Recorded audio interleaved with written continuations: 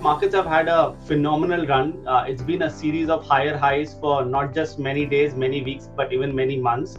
Yeah. And I think we've come to a point where the markets have hit a speed breaker. So they need to take a bit of a breather. I think our working target on the upside has been around 18,000. This is an important number where a lot of technical studies coincide, and that's probably the reason in the last 5 to 7 days the Nifty has found some resistance there. It's basically respected that level, which is good to see. But it's not come off. Despite the global volatility, India continues to be steady. India continues to be one of the better performers in the global equity basket. And there are still a lot of index heavyweights that are standing tall. However, I do believe that the short-term charts are overbought, and I don't think we are going to move up at the same pace. We need to get into a consolidation phase, maybe even a corrective phase of about 3 to 5%. And post that, you could see the next leg up.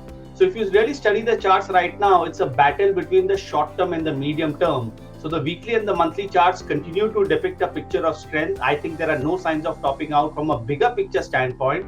But near term, I think there could be some pressure. And if that level of 17,620 breaks on a closing basis, it could lead to a move back down into 17,250 and maybe a worst case level of about 16,700.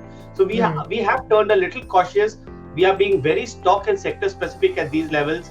It's not the index game anymore. I think you have to be in selective pockets to take out returns. I think a lot of market participants who joined us in the last 12 months would be spoiled in believing that every single time the market will fall 2-3% and come back. They're spoiled in believing, and therefore they end up buying. But probably the next time you will not see that 2% dip, and you will see a 5 to 10% dip, which I think is coming. I don't think the market can move at the same pace. So this is not the time to be adventurous. This is not the time to indulge in rash buying.